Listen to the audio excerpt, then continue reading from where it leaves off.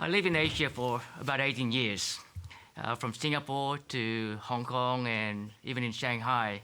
When I repatriated back down under, I was so appalled at the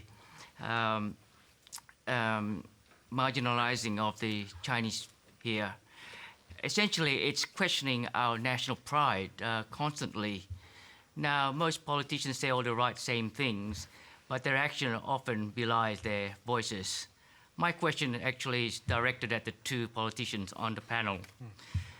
How will the two major political parties recover from the the erosion in trust by the 1.2 million Chinese Aussies?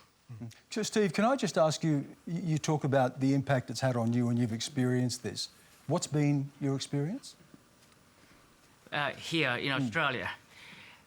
Do you feel as if there's been a palpable shift in this in recent times? It's very subtle, but it's very relentless.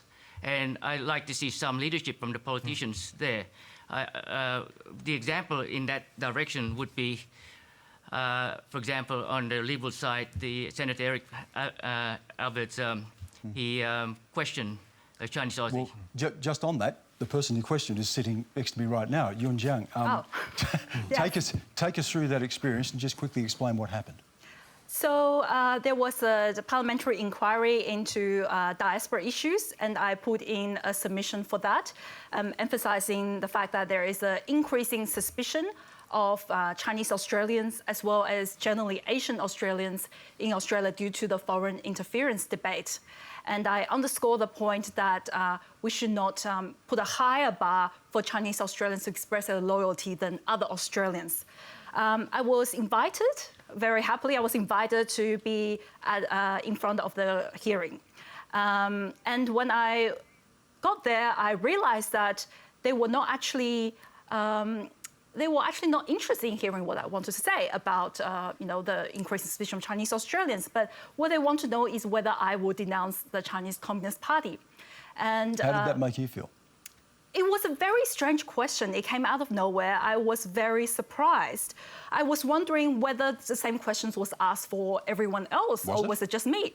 No, it was only asked to the 3 Chinese Australians that was there, and it was not asked for other people. James Paterson, how is that acceptable? Stan, I think that was an unfortunate episode because I don't think it was Eric Abetz' intention to suggest that Yun or any other Chinese Australian is anything other than a fully welcome participant in Australia's democracy and fully entitled to whatever views. Did you feel as if your allegiance was being questioned? Definitely. Okay. Definitely. James, well, Yun felt that way. Yeah, and I regret that. That is regrettable, and it is counterproductive because it's vitally important that the 1.2 million people of Chinese heritage in Australia feel fully part of Australia, part of our community, and of course they are. There's 200 years of migration from China to Australia and a great history of Chinese contribution to Australia. My own participation in these debates came out as part of a concern about the oppression that the Chinese diaspora in Australia faces from the Chinese Communist Party, and it is wrong and counterproductive for them to feel in any way excluded from Australian society. Sorry. So I think we may have lost your mic. Sorry, I keep interrupting you, Ed. I'm sorry, but I think we may have just lost your mic for a moment. We'll try to fix that. Because I want to come back and address it. I'll come straight back to you. But you've made the point, Chris, as well, about, and you mentioned it before, but you might want to expand on that, about the feeling among Chinese Australians that, they're being pressured from China, but they're also being marginalised in Australia and made to feel as if their allegiance is under question. Yeah, and look, and I can understand how you feel only through the experience of one of the friends of mine, because we've been doing a lot of stuff on China since about 2015, or at least the Chinese Communist Party's interference in Australian politics is where it began for me. And he raised with me the feelings that he had about that. And the problem that I have is that can't stop talking about the fact that there is an issue with the Chinese Communist Party, and of course Australia being a multiracial democracy should invite everyone to be welcome within it. The thing I would say though is no one oppresses more Chinese people than the Chinese Communist Party, and some of them inside our borders. So this is an issue, we have to address it. It's obviously extremely difficult. The interventions of people like Eric Abetz are shameful and should be called out when they happen. But we have to have the conversation. I don't know how we can avoid having the conversation. Do we have Ed's mic back? Is Ed's mic working again now? I think it's a plot, mate. OK, there you go, Ed. And of course, in your electorate as well, in Western Sydney, it's a particularly multicultural electorate. Do you get a sense that people are feeling, as Steve said, marginalised and victimised? Well, as soon as you said that, my ears pricked up. I mean, as a son of migrants myself and parents who came out and, they wanted their kids to fit in, do well, be able to contribute. The minute, it's very hard for people to understand what it feels like the minute your loyalty to your country that you have grown up in and you're trying to do the right thing in is questioned. So as soon as you said that, I instantly, I knew exactly how that feels because I've had that myself. And I've had as well, and I'm not saying this about James, I mean, we may have differences, but I've got regard for him. But there have been other Liberal politicians and ex-politicians who've tried to do that on the basis of faith. And for people that, when we've had tensions, they've raised that. So it's not all Liberals, I might add, but there are some who want to play that game. And it's just wrong. This is at a time where we need to bring people together and to work as one on one of the biggest, this is for our generation, what's happening in terms of vis-a-vis China is one of the biggest foreign policy challenges our country faces. We don't need to be split inside. We need to be as one here and working with others in the region, secondly, as well.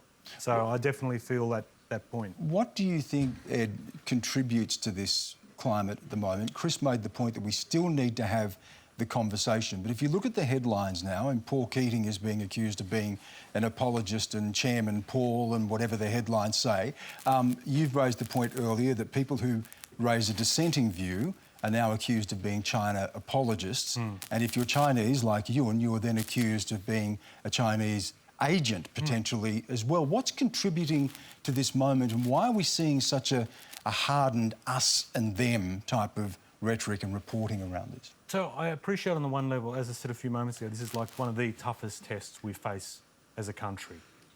One. So in that environment, you can understand people have a choice that they can make to have a clear-eyed view about what we need to do as a nation and how we go about that. And are we doing things that build alliances, bring people along on this or not? And for some people, they may misplace the tension that is created out of that situation in that way that I think is completely unproductive. But we do need to recognise we're up against a different China now. We're not dealing with the China that a lot of previous generations of politicians had dealt with, particularly at that phase where they wanted economic engagement, China wanted prosperity and wanted to do that well that way.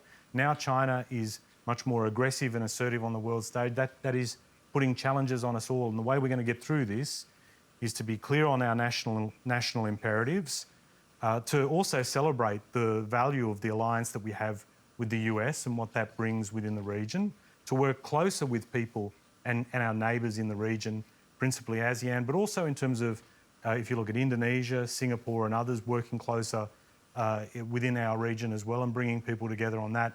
That mindset will drive a mentality that will see less of the targeting of people and more of the building of the coalition that we need, as I said, to deal with one of the toughest challenges we face. Steve, I think also the way the debate is conducted is, should I say, suboptimal. People talk about a Chinese influence without distinguish between the country or the people. And then there's also talks about an All that is quite harmful. And of course, the toxicity around, imputing people's intention based on their political view. We're living a democracy. I should have the right to criticise my government, and so should everyone here. And I should not be told that because I criticise my government, therefore I am an agent of a foreign country. I think that's just unacceptable. Steve, just quickly, just to Chris's point, do you believe that we can have this conversation without the feelings of people like yourself that you're being marginalised? I think the jury's still out. I can't quite... I can't feel it at the moment. I can't. Yeah. Well, we're certainly having the conversation here. We are, on the panel because and- we are in a liberal democracy. Indeed. You understand? Can Stan, may I just add with Ed's comment there, right? I had a go at Senator Eric Alberts, but also Labor just can't get away with it too. The saga of parachuting Christina Connolly into the seat of Fowler, you know, that's not a good move in favour against a local Asian. I might just get a quick candidate. response to that from Ed. Well, we're talking about a liberal democracy and we can disagree. Okay. She's an immigrant too. But I mean, I think the broader, but if I can say, like, I've spoken very much in favour of Christine. I think she'll be a terrific candidate, right? I understand your point of view. But I think there's a bigger thing about diversity in Australian politics that needs to be tackled. It won't be sorted by one seat. This is going to need parties to deal with this, particularly major parties, in a much more serious way.